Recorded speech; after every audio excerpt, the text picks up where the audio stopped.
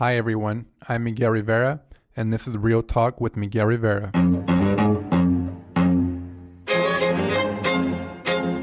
You're listening to Real Talk with Miguel Rivera, a podcast that inspires individuals to connect, build community, and pursue their passion. My name is Miguel Rivera, and I'm an educator, community advocate, and executive director of Dream Big Project.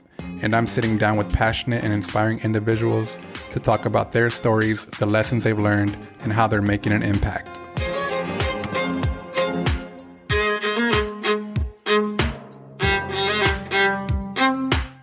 I have Isaac Garcia-Lopez with me today. Isaac is a graduate of Norwalk High School who recently enlisted in the U.S. Army. Prior to his graduation, Isaac was on the high school football team and is now at the beginning of starting his career in the U.S. Army. Welcome, Isaac. Appreciate you being on the podcast, man. So how's your day been today so far? So far, just a little formation at 12:30. Had breakfast, had my lunch already. Now it's just relax for the rest of the day until my final formation. Nice, man. How's the food been?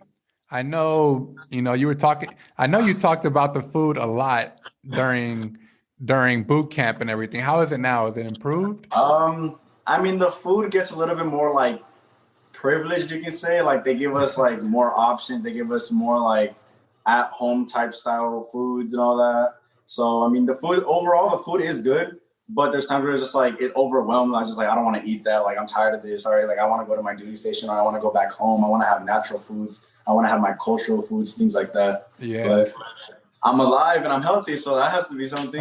You're probably eating healthier food. Hell yeah. What food? I believe so. Protein and all that.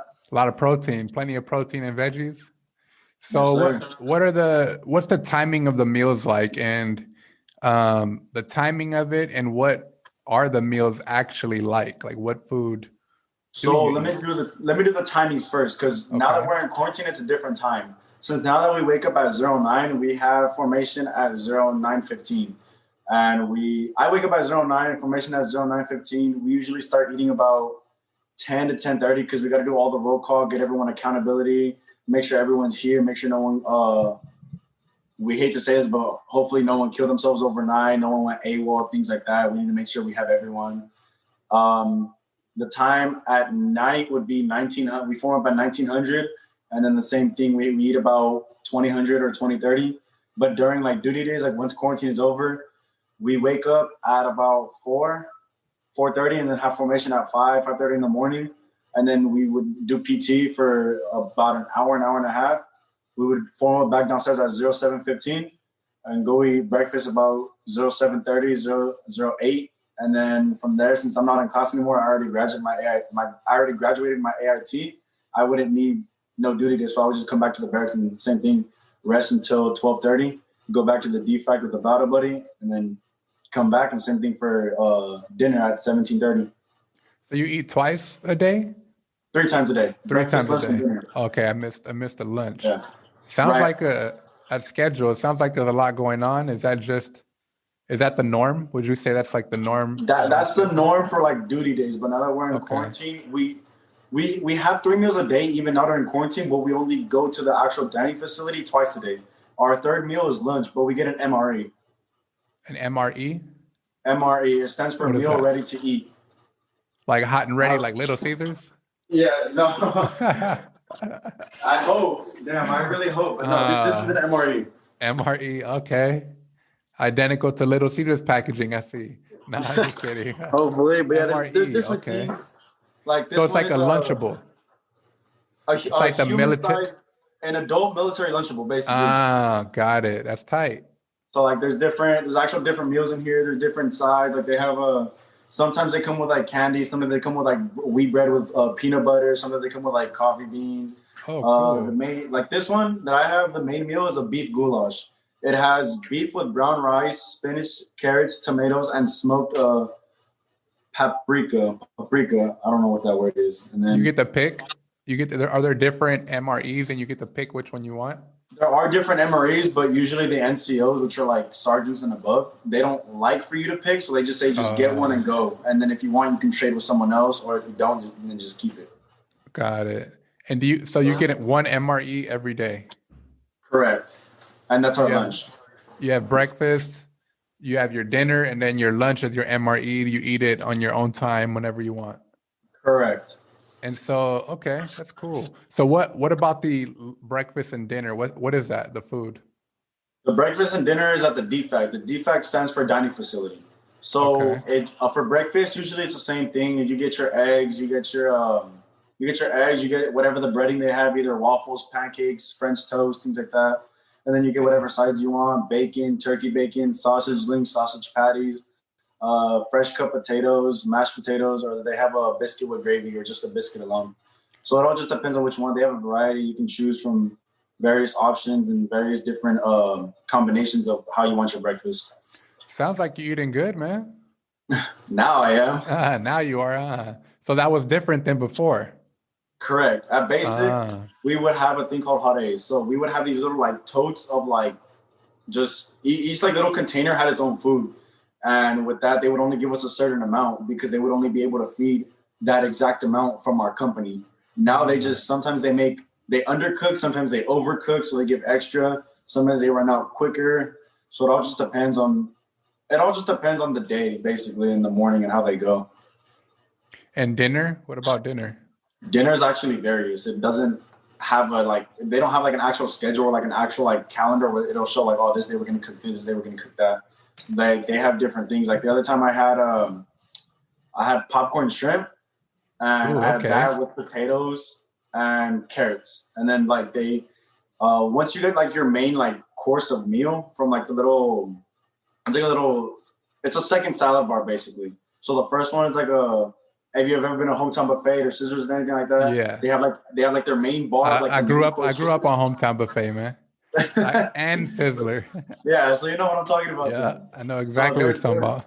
Yeah, the first one is like the main course meal, is like what your main actual meal, and then once you go to like the middle of the DFAC, they have like their little sides. We call it like the little the fruit bar or the salad bar. They have they have yogurts, they have apples, they have fruit, they have bananas, they have fresh like other vegetables. They have this thing called V8. It's like a tomato juice.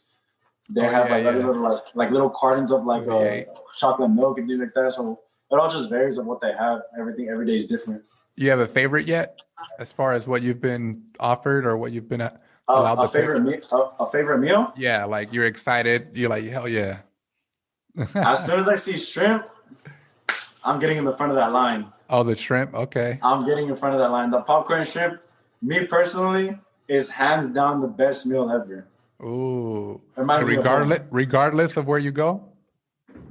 Anywhere, that's your go-to. If they had that in an MRE, I would only eat that MRE the entire time. Like, it's that good. I 100% hands down. If anyone chooses to join the military and they see popcorn shrimp, I recommend to get that as your first option. Hey, there you go. You hear that? The popcorn shrimp, right? All right. Yes, sir. Popcorn. So, but you like shrimp or popcorn shrimp in general, wherever you get it. Yeah, I'm a seafood person. Like, okay. My origin is like Latin. I'm Mexican, so seafood has always been a part of my life. So especially the shrimp. mariscos. Yeah. The cocktails. The shrimp cocktails are fire.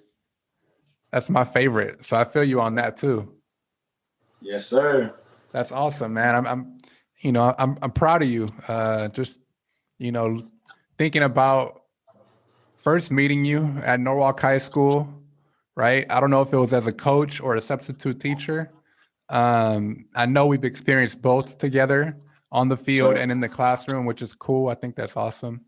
And then graduation, then volunteering with Dream Big, and then enrolling into the military, man. I think, I've been able to witness kind of piece by piece the transitions that you've gone through. And I think, coming to this point now, I just want to let you know that I'm super, super proud of just everything you've overcome and all the successes in your life and what you're up to today. So thank you. Just wanted to bring that up, briefly, man. So good job on that. Good job. Not even that, but like, as you said, as a substitute and as a coach, you taught me both on the field and in the classroom. Whether, I don't remember if you've ever been a substitute teacher for one of my classes personally, but I know you have been on the field with, even if it was with the JV players, you were still on the field. You would always watch us play. You would always talk to us in the weight room. You would always talk to us during film. You corrected me if I was wrong in the classroom and on the field. So with that, best teacher, shout out to you, Miguel. Thank you. Hey, no problem, man. No problem. So tell me more about your experience with the U.S. Army, from beginning to middle to now, and also about your expectations of what's to come, right? Because you did mention a little bit about being stationed in Italy in a couple of weeks or so. So talk a little bit about all of that. So I'm going to start off with saying I enlisted the summer of 2019 going into my senior year. My cousin, he is also in the military. He's a 91 Bravo with Airborne. Airborne is just an additional thing. It's like, think of it as the military's version of an elective. It's just an extracurricular thing that you can do, and it just looks good on paperwork. So Airborne is basically another class or another stimulus that actually helps you with, like, you just jump out of planes and practice all that. It's literal airborne. It's kind of in the name. Yeah. A 91 I think Bravo, about that. Yeah. Our MOSs go by a numerical number and an alpha and a phonetic alphabetical number. There you go. Or letter. So he's a 91 Bravo, which is all 91 series MOSs are mechanics. And then he's a 91 Bravo. It's a wheeled vehicle mechanic. And he's currently at Fort Bragg, North Carolina. He's the one who actually helped me enlist in the service. So when I went to go talk to my recruiter, I told him, I was like, I've always been around cars growing up. That's just my thing. I love cars. I love vehicles. That's just my hobby. And I told him, I was like, when I go to my duty station, I'm going to be taking online classes to get my bachelor's degree in mechanical engineering, specifically for diesel mechanics. And so since he did that, he said, all right, I took the ASVAB. I scored a high on every level. I scored a 98 overall. And the highest part I scored on was a mechanic. And he said, all right, these are your list of options. And now I'm a 91 Charlie. 91 Charlie is a utilities equipment repair. So I mostly work on HVAC, MVAC, and anything with refrigerant, anything with an AC, and anything with an engine, basically. And what made you want to pursue? So you're talking about, right from the beginning, you knew you had an interest in cars. So right when you met with your recruiter, like prior to even starting in the military, that's what you expressed as your interest. Correct. And then so you still, even though you expressed that you were interested in that, you still had to test and place into that. Correct. So they can know where I can actually score to see what exact job would fit my best personality traits. Right. Because there's two forms of tests when you go to MEPS. There's one, which is a PICAT, and then two, which is an ASVAB. The ASVAB is the actual test that, like, it's not more of a test, more of a survey, but it helps you to see where you score and what your best interests are in. And then the PICAT is more like a personality characterization survey. It just helps on how you are working with others. How do you work with a group? How do you work alone? How do you work under pressure? Things like that. Like different types of scenarios and all that. And that's what helps out. But as you were saying about me joining, and if that was been my interest, I want to do something in my life that I don't have to wake up every morning and be like, damn, I got to wake up for this job again. Like, oh, why do I got to do this again? Like, I want to wake up with that motivation saying that I woke up doing my dream. I woke up doing what I love, and I'm going to keep doing it. Exactly.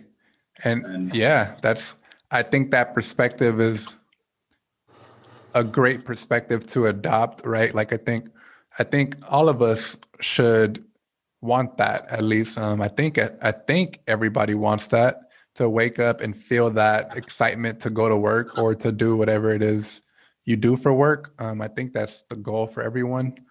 When did you adopt that mindset, right? Like, when did you notice, like, I don't want to do something that I don't enjoy. I want to wake up to something that I enjoy. Like, when did that kind of click for you? When did you start thinking like that? When did that make sense? It started clicking, I believe, I want to say Christmas break of my freshman year or the summer going into my sophomore year.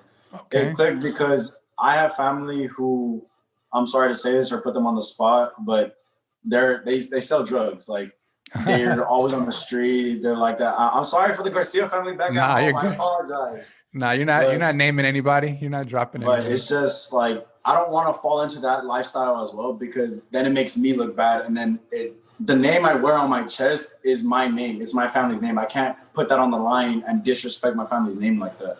So I wanted to do something where I can put my name out there to the world, but in a positive mindset, rather than, oh, he's over there dealing drugs in the streets. Oh, he doesn't really have a real job. Oh, he's living a low life, things like that. Like, I want to do something that's worth my while, that I actually enjoy to do.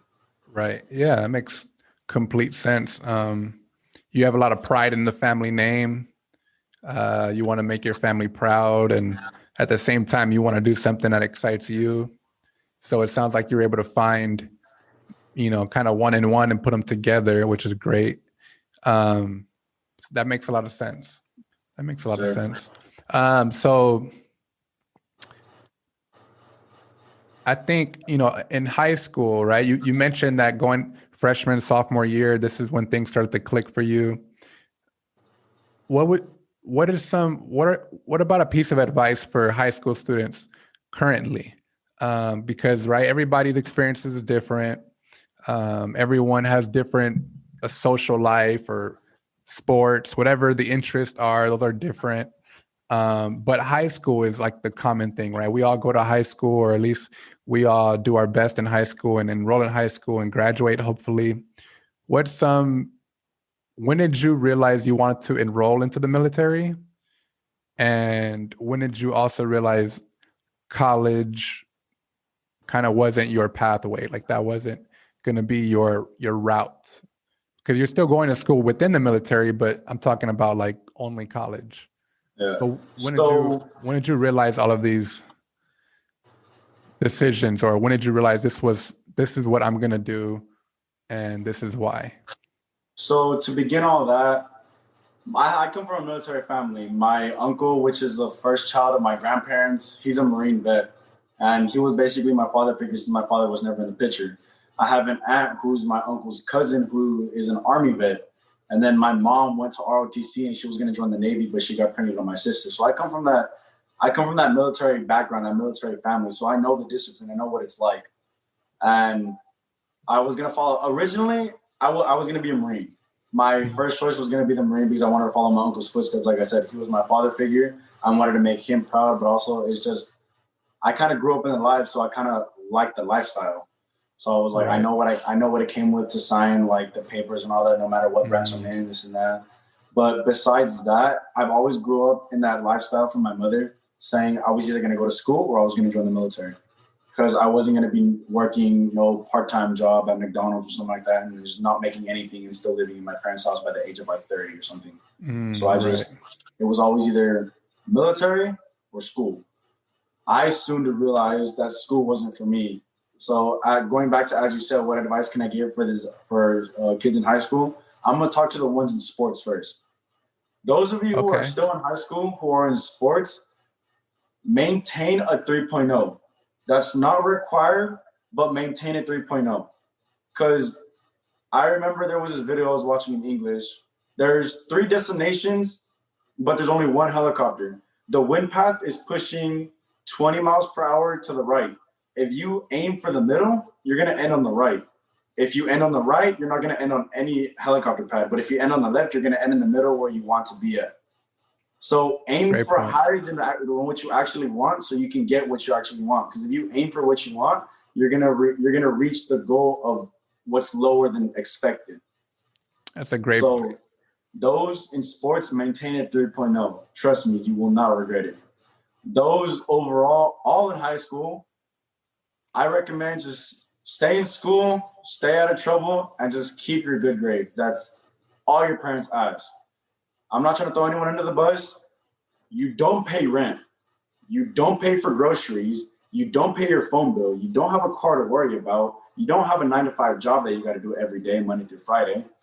The main thing you got to do is literally just take care of your grades, take care of yourself, and take care of your family. That's your job. And your chores, of course, but I don't know how every lifestyle is, but those are your jobs. Taking care of your family is your main priority right now as you're in high school. Yes, I understand some things may get rough in high school. Some family problems might happen. Family comes first before high school, yes, but you also got to know how to manage your time. Your family's going to understand you no matter what. So stay in school, stay positive, keep pushing no matter what. Even if you think it's hard, go talk to your teachers. Go talk to someone who's been through it already. Because trust me, I messed up quite a long time. And I think I've seen you in the office once or twice. I don't want to talk about that. I was like, yo, what? what? A different time. At first I had thought like, oh, cool, Isaac's in the office. Like, and then I thought about it like, no students want to be in the office. There's, because you never see students just kind of walking around in the office, right? Like, it's always like, where are you supposed to be? Where are you going? Yeah. So, yeah. Anything else you want to say to the students in high school right now? Don't get a job. Do not get a job, because it will, depending on where you work, it will stress you out. And then some people don't know how to manage their time with school and with work. And once they start working, they're going to start loving money. And once they start doing that, they're going to be more attracted to money than they are to their education. What about having a conversation about all of those things to the point where, do you think you can, so you say, high school students are more likely to get attached to money if they start working during school. Do you think you can prevent that attachment by having a conversation about, look, like you're kind of saying a few things. School is number one, even if you get a job, right? Still, you have to keep your grades up. You have to do your chores. You have to, do well, even if you do get a job. Like, do you think it's possible to educate someone on responsibilities, the duties, or is it more experience based? Like, why wouldn't you want students to get a job? I wouldn't want students to get a job because that's what my cousin is going through. My cousin, which is the son of my uncle who is a Marine vet, he's currently working at Target. He is a year older than me. He graduated 2 years ago. He's been working at Target since his junior year. And the reason why I say that is because I've lived that experience, but through his eyes. He's been working at Target. He doesn't want to go to college. He doesn't want to go to school. He doesn't want to join the service. And me, even though as a cousin, I grew up with him. He's like my older brother. So I've tried to not push him or force him, but try to convince him to join. Like, hey, you get all these benefits. Even if you don't want to go to school, you can. You go to the military, your wife and your kids in the future will have paid college and schooling for life. No matter what, all you gotta do, even if you just serve your normal 3 years, that's fine. Like, you're still considered a veteran. You still get the benefits. You get medical free. You get dental free. You get paid to eat. All you gotta do is be at the right place, right time, in the right uniform. He doesn't want to do it. And me seeing him working at Target for 4 years, I'm not gonna lie, it does hurt me. It really does. Him as my brother or as my cousin, just as family alone, it hurts me to see him working a deadbeat job for 4 years because he's going nowhere. Like, in all respects to him and all love to him, he's not going anywhere. It's just, I don't know what I can do to get to him. It's just, it's hard. It's hard to explain. You just have to be that example, like you can only do so much, right? You can't, you can control what you can control. And after that, it's not in your hands anymore. I think the best thing you can do, anyone really, is to be that example. And at the same time, just continue to communicate. You said he works at Target? Correct. Man, Target's a spot, man. I love Target. Shout out to Target. That's not a deadbeat job. That's where it's at. I mean, if you're a cashier for 4 years in the same position, it kind of is. Yeah, there you go. That's a different point when if you're doing the same thing for so long and not moving, then maybe it's time to reevaluate what it is you want and where you're at. But it's like I was saying, as military, our kids and our wife get free schooling. His dad is a Marine vet. He gets free schooling. His sister, which is my older cousin, is currently enlisted in the United States Air Force. She's in North Carolina. So it's like his blood sister and his cousin are both enlisted in the service. we don't know what else to get through to do to get through his mind. We just don't know. We've tried everything possible, and it's just so hard to just get through to him, and we just can't. What about fear? There's you ever talk to him about fear of going into the military? I mean, I know he comes from a military family, but if he's scared, can it be that he's scared? This is gonna sound really funny, especially those of you watching, because those in my generation will understand this. I'm pretty sure yours as well. He's scared to get shot like he's in Call of Duty. Oh my God. That's his excuse. Yeah, I don't know if my generation, I don't know anybody from my generation who thinks like that, but is that his excuse, really? That I'm being dead honest with you. Like, that's really his excuse. He says that every time. He does not change it. He plays too much Call of Duty, or he's too consumed in that? Probably both.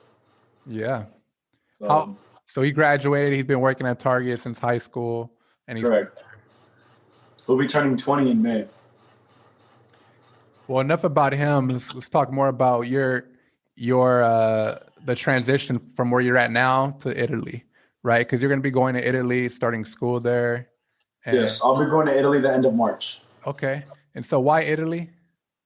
Italy is because I'm also doing airborne. As a mechanic, I'll be a mechanical engineer with airborne on my contract.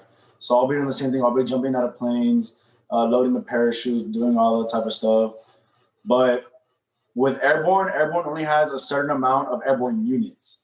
So there's 3 airborne units complete at Fort Bragg in North Carolina. There's another 3 in Alaska. And then there's 1 or 2 units in Hawaii. But also there's more units in Italy, but since those are open, they're sending me there. Also, since I'm a mechanic, I'm a support MOS.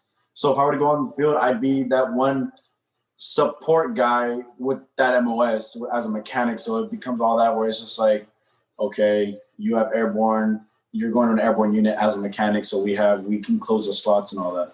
And my brigade is 173rd Airborne Infantry Brigade in Vicenza, Italy. Nice. When do you leave?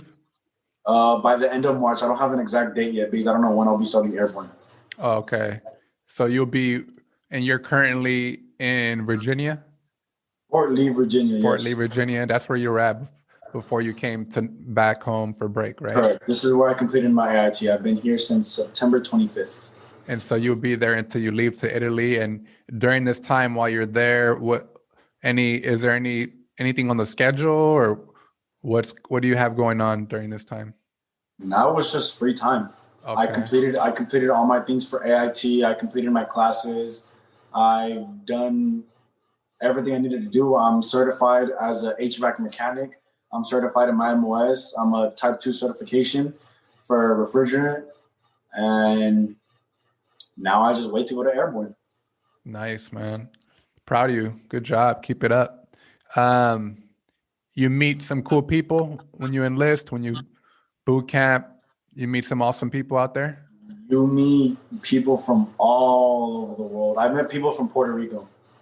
Oh, nice. I've met people who speak only Spanish.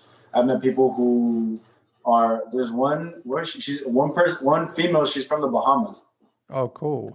And there's another one there's more people from Michigan, from Ohio, from Oklahoma, from Texas, from Georgia. There's just people from all over the world. You come across anyone who lives out here on the West Coast? I actually did. There's a female in Echo Company. Her last name is also Garcia, and she's from Los Angeles as well. She's from downtown LA. Oh, okay. She's an 89 Bravo, which is an ammunition specialist. They handle anything ammunition, anything that has to do with weaponry or anything in that source of matter. She's cool people. Yeah, awesome. She just has energy where like she's not shy or nervous, but like she can adapt to any conversation and any environment that she's put into.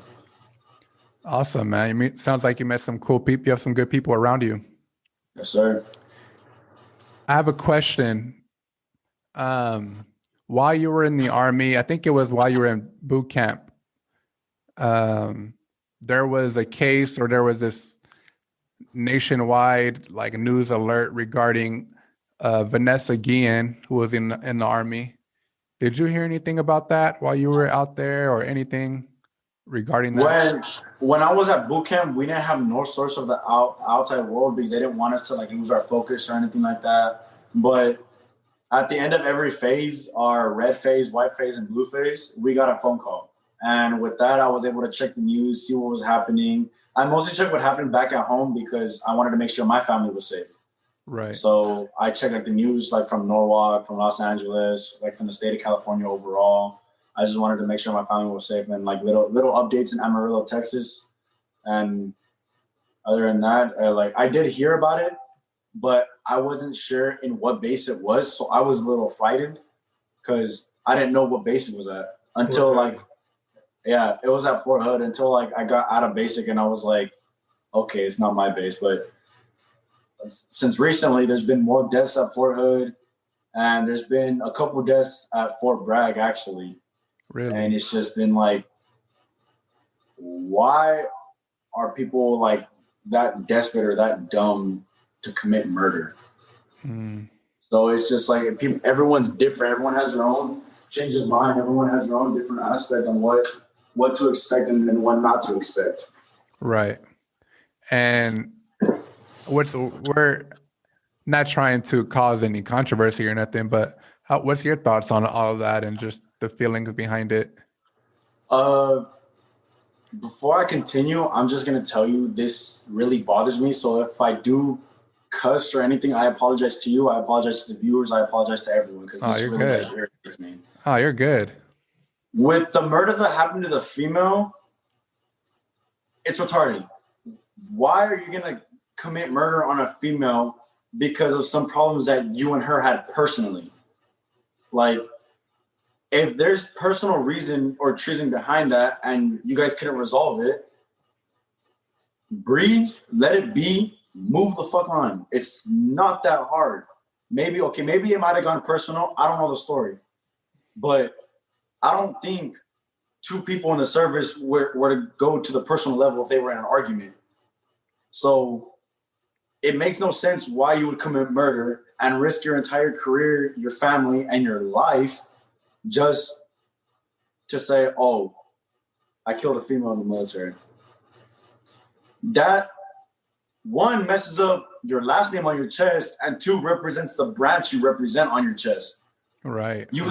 This is why we wear two nameplates. It's with your last name on your right, the U.S. Army over the left. I don't know the real reason why it's on the left, but the way I understood it was because it's over your heart and you love what you do. That's just how I always understood it. I feel like I haven't I'll come back to this right now, but I'm not entirely aware of the systems and processes within the U.S. Army or military in general. So it's interesting and good information to know as far as everything you've shared with me. And that's why I ask about these questions, because I've always been interested in learning more about the military and how it operates, and from enlisting to boot camp to station to airborne to all that. So a lot of the times I ask the same question because I don't get it the first time, but I'm really interested in knowing more about your career, your interests, and at the same time develop that understanding of just the ins and outs of the military. So I appreciate you just sharing, a lot of the different aspects of it. But yeah, I think, like you said, the two patches that you wear across your chest are two probably of the most important patches or identities that you will ever identify with, right? And so to hear about what had happened, and to hear about how it's continuing to happen, or more bodies, it's got to be pretty frustrating. I feel like if for me it's frustrating, and I'm not even enlisted, I'm sure for you it may have you feeling some type of way, because it's a part of your representation, like you know what I mean. So, but then are there also individuals, maybe you don't have to touch on this or not, but I think that there would also be people within the military or within the army who may defend the murderer or defend these situations or try to keep it in-house, like it's none of your business type thing. You ever come across people like that or conversations like that regarding these? Me personally, I've never really came across them because I've never been in an exact situation where I've seen something or heard about something that, a male is gonna attempt to kill his female, or he's gonna attempt to rape her, or she's sexually harassing him. I never came across any of those situations. So I personally never have came across anything like that or any of those people who would actually defend for it. But a lot of people state they would defend and protect the female, but then again, words are different than your actions. Your actions speak louder than your words, so you can't really be too sure on someone's verbal response rather than their actual physical response. So it all just depends on how you perceive it and how you express yourself for that exact action. Right, exactly. And I hear you mention or identify she was a female, right? Do you think there would have been a difference if it was a male or female?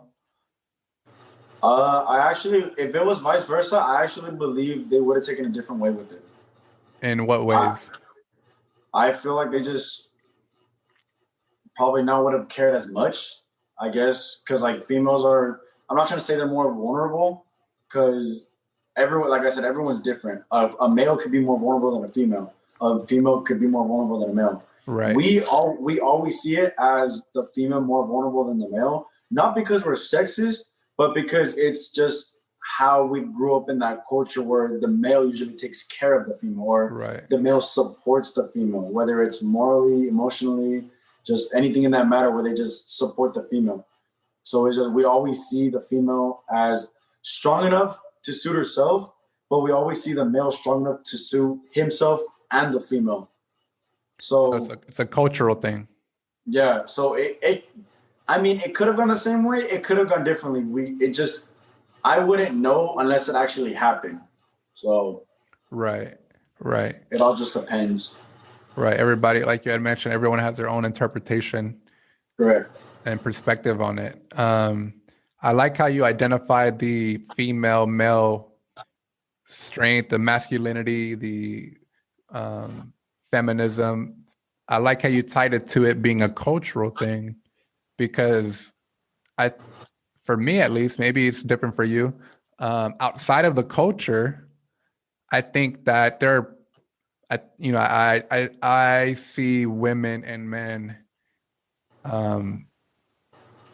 equal, and so I like, and at the same time, it's important to be aware of how the cultural differences of those perceptions, right? Like of men being superior to the woman. Like, for example, let's think about like household norms, traditions, cultural traditions with, the mom and the dad, or husband and wife, and you take care of this, I take care of that, like all those norms or gender norms. I think I don't know if maybe you've heard about this or maybe not, but a lot of those norms are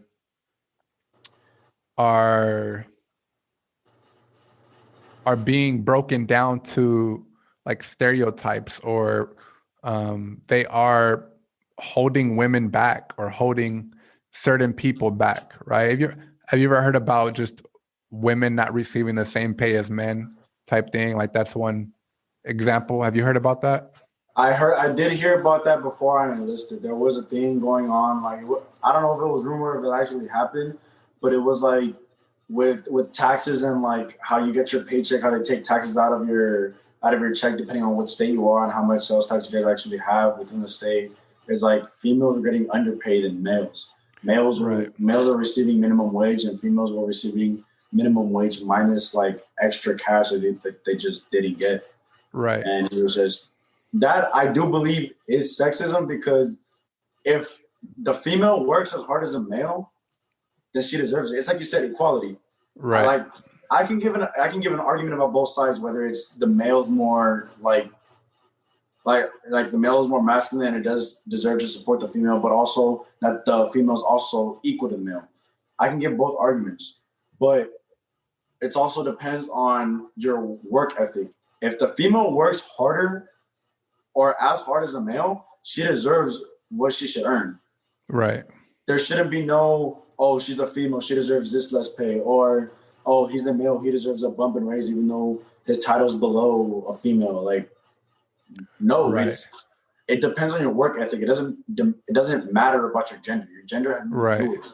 Your gender just determines what genitals you have. That's it. Right. And I think that's the argument right now, because a lot of people and companies and the norms in America, at least, and we're talking mainly in America just because that's where we're at and what we're used to. But a lot of people don't believe that, right? They think the gender does play a role in it. And we've actually been, till this day, right? Women have been underpaid forever now. And so I think we're going to see more of that conversation being brought up in the workplace, especially after COVID and, you know, everything comes up. But yeah, just wanted to bring that up just because I think that's an important topic, especially for young people who are listening to really start thinking about, or just to research and understand, right? Just the difference in pay. And there's a lot of, you know, different forms of discrimination, oppression, unfair inequities, right? Like however we want to label it. But there's a lot of different, for example, you know, people with disabilities, right? You know, accessibility in the workplace, right? I can do just as good of a job as, you know, John Doe, but they don't have a wheelchair. They don't have wheelchair access for me to get into the building. Therefore, I'm viewed as less than John Doe. You know what I mean? Like different things like that. But anyways, I did want to bring up some questions that you actually had that I had shared with you, and you provided me with some answers. Kind of wanted to go through those. I had asked you a sliding door moment in your life where things could have gone a different way, right? And you had put,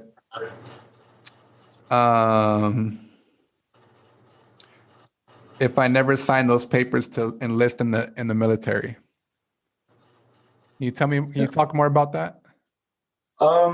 It's like I said before, it's always been either school or the military. I was never like a nerd. I was never into school. It didn't bother me, but it just never really brought my happiness out. It never really caught my attention to be like, oh yeah, school, let's wake up every morning. Yeah. But with the military, if I never would have enlisted, I honestly don't know where I would be now. I'd probably still be working at Target myself. I'd probably be at Cerritos College doing my normal GEs, getting ready to take my my bachelor's from my mechanical engineering. I probably would have went to Cal State Long Beach to continue it and to do an additional degree in psychology. Right. I honestly don't know where I would be. Yeah, that really was a moment where things could have gone completely differently, right? Either in the military or just in college or something totally opposite of what you're doing now. That makes sense. Yeah. I had asked you, what do you think people underestimate about you the most? And you had put the will I have to push myself to any limit I am capable of. Oh, that's deep. I like that. So with that one, I remembered a phrase I was told in my English class my junior year. So I was told there was a phrase or a sentence, and we were watching a video, and it stated, if you can see it in your eyes, you can hold it in your hand. If you can see yourself fulfilling your dream, if you see yourself as a billionaire in the future, if you see yourself going to college and getting your master's degree, your doctorate degree, if you can see it in your eyes, you can hold it in your hands. You have the capability of doing the most you want to. Only you know your limit. No one else does. even if they push you, they're pushing you because they know you can do more. But only you personally know you can do up to your limit. And even then, you can still exceed your limit and continue on further to be greater. Amen, brother. I love it. That reminds me of one of my mentors, Les Brown. He talks about operating out of our imagination. And I think a lot of people touch on this too, as far as working out of our imagination and not out of our logistics or our reasoning, right? Because when we work out of logic, when we work out of reason, not that that's not super important, because that is super important. I like to believe myself as a very logical, reasonable person, but it is necessary for us to work or operate out of our imagination, right? Like dreaming big, things that we don't necessarily know how we're going to do it, but we know we're willing to do whatever it takes to get there, right? And I think, Walt Disney talks about this, Steve Jobs.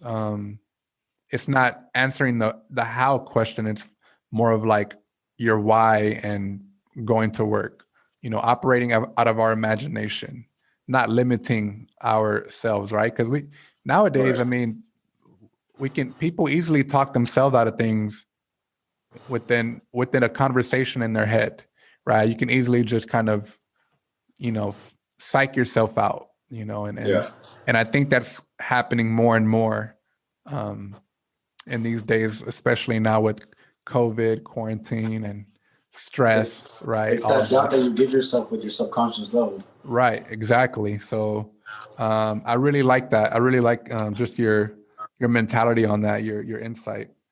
I had asked you something you do regularly, a practice or a habit that is challenging but totally worth it.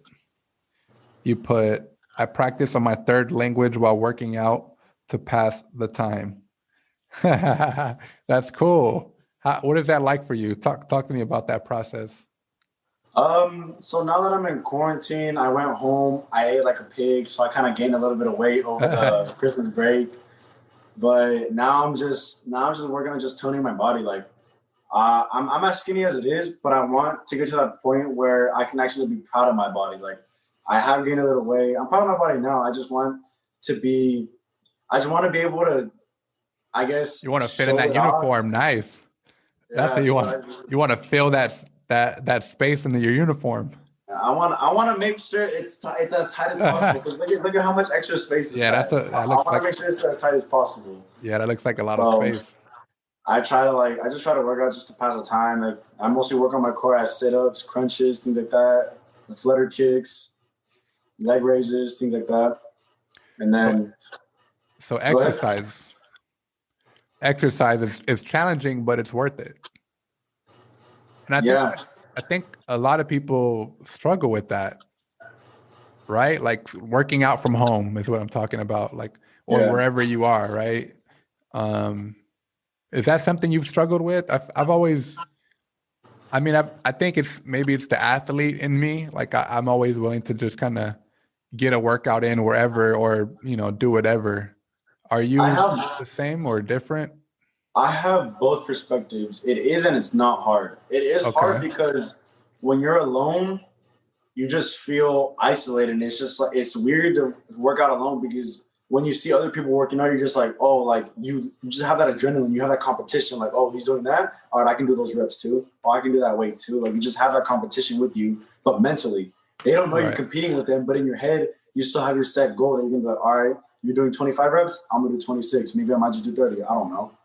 So it just, when you work out with other people, they don't know what you're thinking of besides yourself. So you can personally give yourself like a test, like, all right, let's see how much they're doing. Let's see, with sit-ups, keep in pace with him and try to do more than him.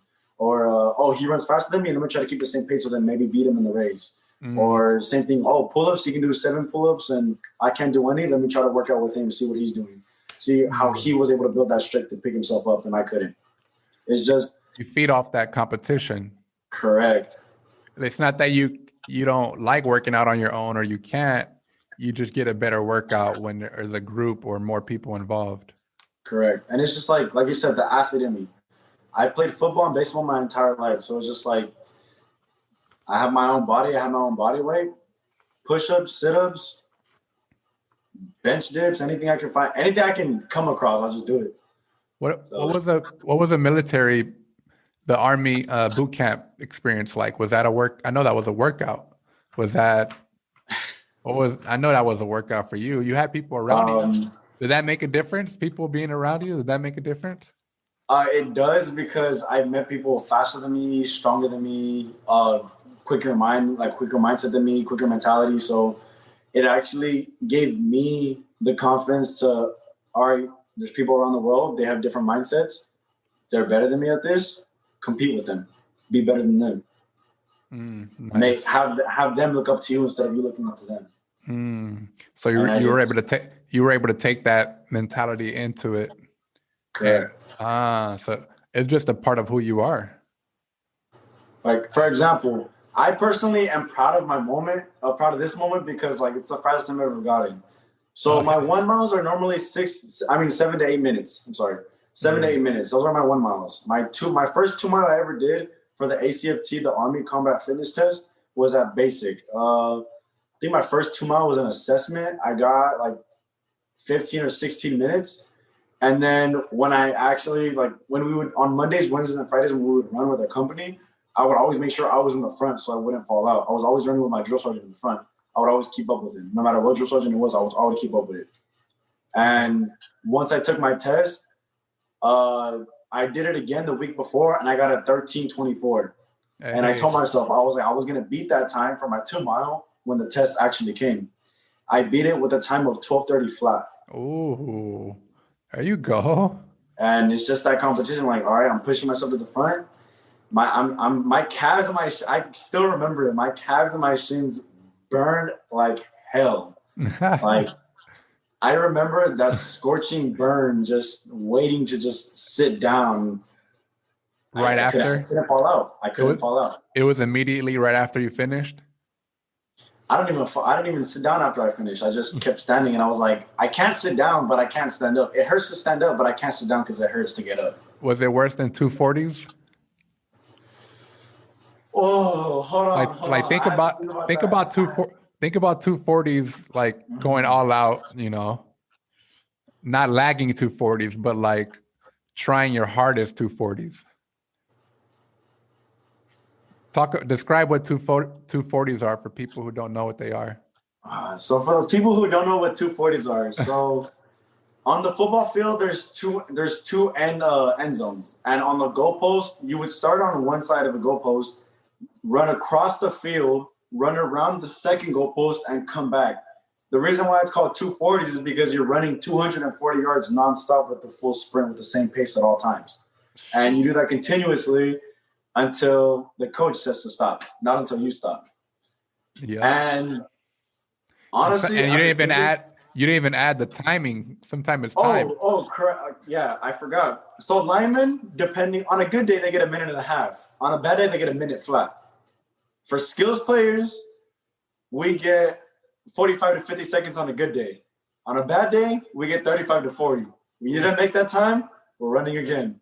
And what about if one person doesn't make the time? You're as strong as your weakest link. Sheesh. So if one person didn't make it, none of us made it. We got to do it again. Oh my gosh. But after thinking about it, I would have to say the running in the military was harder. Yeah, I would hope so. Yeah. Even though we were sprinting the 240s continuously, there was times where we were assigned to only run 2 miles, and our drill sergeant wouldn't stop whatsoever. He said, all right, we're going to do another lap. And we were already like 2.5 miles in. He's like, all right, we're going to do another lap. We're going to do another 2.5 miles. It's just like nonstop, it felt like. But with that one, it was a more like a jogging pace. But after a while, that shit, it burns. So I would have to go with the military runs were the worst. The military runs? Okay.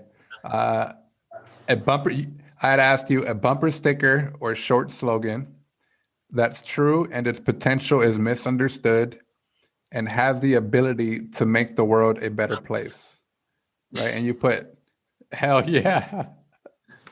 I mean, I like Hell that. yeah, why not? Hey, that's a good one, right? It's That's the perfect response. anyone who has served in the army, whether it's currently, whether it's a veteran, they know that's kind of our slogan, more or less. Like we just know it's just hell yeah, like hell yeah, right? What are some examples of situations or questions you would respond with hell yeah? So it's like as a company, they like we do our first formation. It's just like our first sergeant would be like, "Good morning, Charlie Company." We'd do, "All right, good morning, first sergeant." Everybody having a hell of a good morning. Hell yeah, hell yeah. It's just you can respond to anything. Like you guys ready to go to chow and shut the fuck up? Hell yeah, because they don't like us talking whatsoever in the formation. So it's just like, all right, we gotta be quiet. So Man, that reminds me of trying to get the classroom quiet, just during those days where people didn't want to be quiet. yeah, it's just everyone has a different mindset. It's just like people never paid attention. Other people just didn't really care, and it's just different perspectives. What what's your schooling going to be like?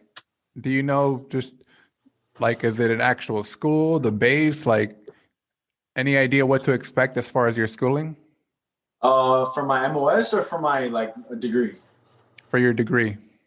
For my degree, I believe I will be doing it online. I would have to talk to my liaison to actually see what college can accept me with my high school transcripts. And since they give us a certain amount of money to enlist into a school, and with that, it depends on how much money I have saved currently on which school exactly within the United States will actually accept me. And then from there, I just got to see what programs they have for mechanical engineering and for diesel mechanics and so on and so forth. Is it easier to get into a school while you're in the military? Yes and no. Yes, it is because the same thing. They know you're military. You get benefits for all that. You get paid. Right. There's times where you get paid to go to school, depending on what your actual like schedule is like for schooling. It depends on how much money you have saved up to go to school, and then it just depends on your grade, your transcripts from high school. Like my first 2 years of high school were pretty rough, so I don't know exactly what school I would get into if I get into a good school. Mm-hmm. But if they only look into like the last 2 years, then I should be good. I should get at least into a decent school. Yeah, they would usually look at your sophomore and your junior year are the main years that they would look at. As far as high school students and colleges and universities will look at your sophomore and junior year GPA. As far as financial aid, I'm pretty sure that goes for just in general too, but Yeah, because we have a thing called a GI bill, a GI or 9/11 bill, and the post 9/11, I can't really explain what it is much because I don't even know myself what it is because I signed up for the G11 it's the 9/11 the GI bill. There you go, that's what it is, a GI bill. And the GI bill, what it does is it helps with your schooling. It helps with your schooling, and if you don't use that money, they pay you back. It's like an insurance. You pay it every month, and then they take money out of your check, and it's like a savings account. Also, like it just saves money for them, so you can go to school whenever you want. You have all that money saved up to go to whatever school you want, pay for the tuition, pay for the books, things like that. And then, like if you don't use all the money, but which they recommend, if you don't use all of it, then that money's just yours to keep because you paid it. Now you're receiving it back. nice. And what's the difference between your degree schooling and your MOS? So with my MOS, I'm like I said, I'm certified in HVAC and in refrigerants and all that. Like I have my Type 2 certification. But the reason why that's different is because that certification is for my job as my MOS alone.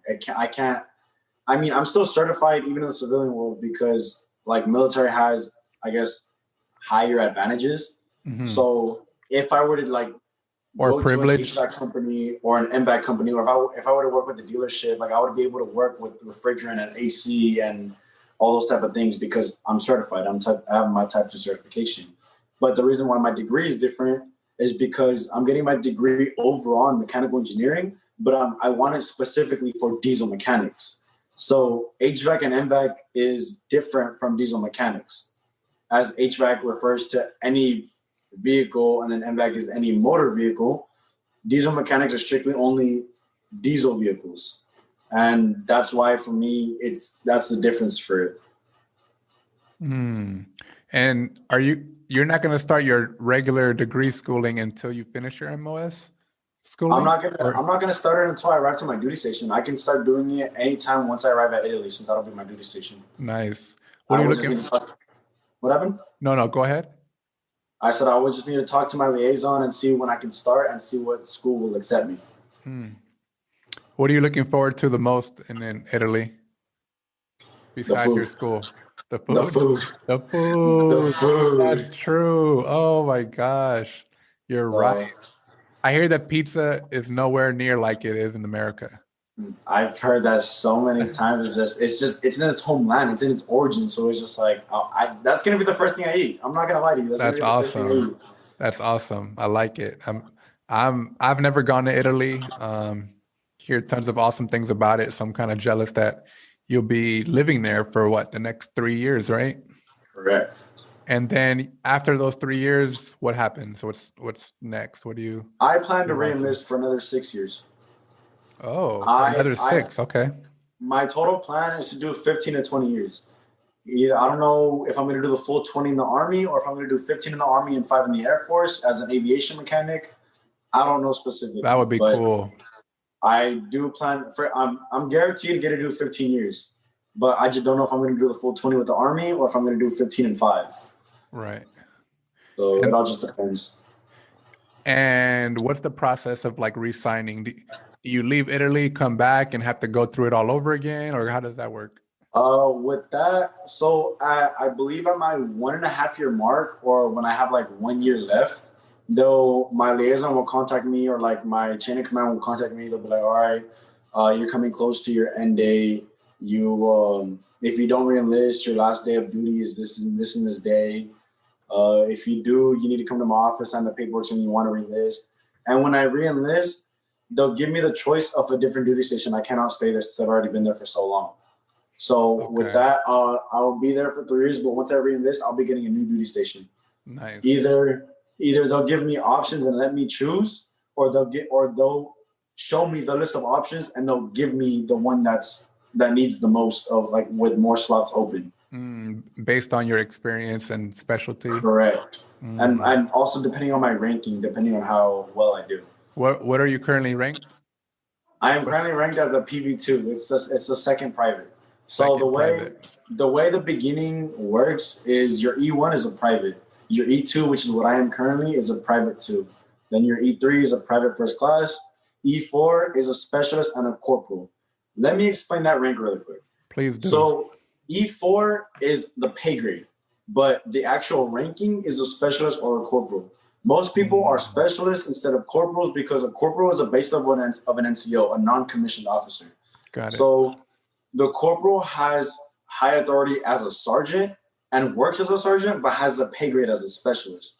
A specialist is just the standard E4. That's if you go from a private first class to an E3 to an E4, you're gonna get specialist. The only way you become a corporal instead of a specialist is because you have the characteristics of an NCO, of a sergeant, and all that. You've been to the board, you've done all your paperwork, you've done all your board meetings, you've done everything, but you're lacking only, I believe it's a certain amount of either promotion points or you're lacking a certain amount of what do they call it? I think it's one of the forms, and you're there. You're basically on the line of becoming a sergeant, but you're not fully there to actually get promoted to a sergeant. So you become a corporal instead of a sergeant. Got it. And all of those come with different pay grades and all that? Correct. How often how often do you get paid? By month, by week, or how does that work? Active gets paid bi-weekly, every 1st and 15th of every month. So I should be getting paid on Friday, I believe, the 15th. So you're you said PV2? Correct. I'm an E2. E2. E2. Correct. And Private Garcia? Private Garcia-Lopez, yes. Do they address you as Private Garcia-Lopez or just Private Garcia or Private Lopez? It all depends on the drill sergeant. Like if the drill sergeant know me very well, I'm the only Garcia in the company, which is good because my name is common. But they usually tell me, they'll be like, if drill sergeants don't know me, they'll be like Private Garcia-Lopez. But if they know me, they'll just be like Garcia. Like they don't even call me by my name. Like, Garcia, where are you at? Or whatever. So Private Garcia. And so when is your next promotion? Promotion, yeah. It should either be right before I get to Italy or right after I arrive at Italy. And I should be what would you be promoted to? What would you be promoted to? As an E2 going to an E3, I'd be going as a PV2, which is a private 2, and I'd be promoting into a private first class. Nice. You excited about that? A bump in pay. Who doesn't like their coins? Oh yeah, the bags, right? All about the bags. All right, Isaac, we're going to begin rapid fire questions. All right. So basically I'm going to shoot questions at you. You go ahead and provide the first answer that comes to mind. Okay. We are on the clock. The last TV show you watched and loved? Supernatural. Supernatural? Correct. Supernatural. I never seen that. I hear it's good though. I was watching it on Netflix right before I actually made this call. Oh, you did? Supernatural. Favorite movie that you love? Transformers. Any particular one? The Last Night. Which one is that one? I lost. That's the most recent one that just came out. Who replaced Shia LaBeouf again? Mark Wahlberg. Oh, that's right. I like Shia LaBeouf. He was cool. And then the Megan Fox. Transformers. Yeah. How many Transformers are there now? Like 4 or 5? There's 5. There's Transformers Dark of the Moon, Transformers Revenge of the Fallen, Transformers Age of Extinction, and then Transformers The Last Night. Damn, you're a Transformers fan for sure. That's what I grew up watching. A concert you will never forget? I've actually never been to a concert in my life. Oh, wow. No, that's funny because when I was writing this question, I had thought, I don't know if Isaac has gone to, not that you're not interested, it's just still early, I feel like, or I don't know if you went to any in high school or not. I was never old enough to go. Right. My mom was always protective, like, oh, I don't want you going out late. So I was just like, all right, I'll just stay home. Right, because you enlisted right out of high school. Correct. And you actually didn't you technically you enlisted during high school, I think. Yeah, I enlisted the summer going into my senior year. I remember that, yeah. So no concert yet, but if you did, where would you like to go? What would be your concert? Well, I would like to go to a concert in Miami or a concert in Mexico to Baja Beach Fest. Okay, there you go. You already know then. You're ready. You're ready. Favorite band or musician? Arctic Monkeys. Arctic Monkeys. Never heard of Arctic Monkeys, no. It's more like either a soul type of band or it's what is it called? Like a reggae type. Hey, there you go. I gotta check them out. I like reggae. Last question. What are you grateful for? I am actually grateful for my mother. If it wasn't for her, I would not be the person I am today. Her as a single mother, growing up and raising 2 kids, she did so much that I am barely realizing now, and I take everything for granted. Shout out to moms, right? Shout out to moms. Thank you. Shout out to moms. Any other last minute shout outs you want to give to anyone before we end this episode? My uncle, who's a Marine vet, as I was saying earlier, I thank him for his service when he was in, and I thank him just for being that father figure for me. And my last shout out would have to go to my grandfather. Little personal moment. My grandfather died April 13th, 2020. He died of a cardiac arrest, and it sucks to see it firsthand. But same thing. If it wasn't for him, I wouldn't be here. He's the one who actually got me to join the service more, because when I came home and I told him that I enlisted, that was the first time I had ever seen my grandfather cry. Wow. He shed in tears when he seen the paperwork and that I was finally leaving. And he said, really? He was grateful to make a child like me. Oh my God. I'm so sorry. Yeah, shout out to Gramps for sure. I'm sorry to hear about his passing.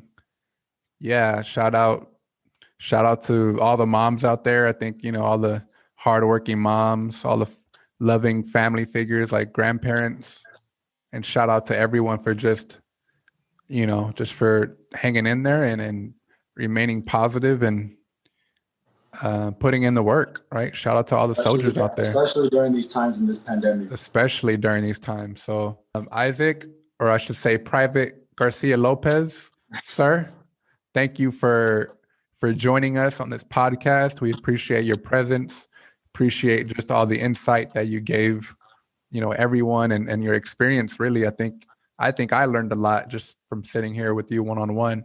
I'm sure all the listeners or anyone who hops on to listen would definitely be able to take some stuff with them from this episode. So thank you, Private Garcia. Appreciate it, man. You're welcome, Mr. Rivera. We'll definitely touch base, and hopefully when you're in Italy, we could do another episode, get up to date information on your status, and by then hopefully I have my airborne wings right. Hey, that'll be cool if you can record while you're doing that. Like I know. Hopefully I can have my GoPro. I'll put it on my helmet and I'll tell them like, man, I don't even care if it flies off. I just want to try to record it. I'll catch it. I play football. You'll go flying after it. You'll start, people do all kinds of like swimming or certain things in the air. That's pretty cool. Thank you again. It was a great conversation, and until next time. Yes, sir.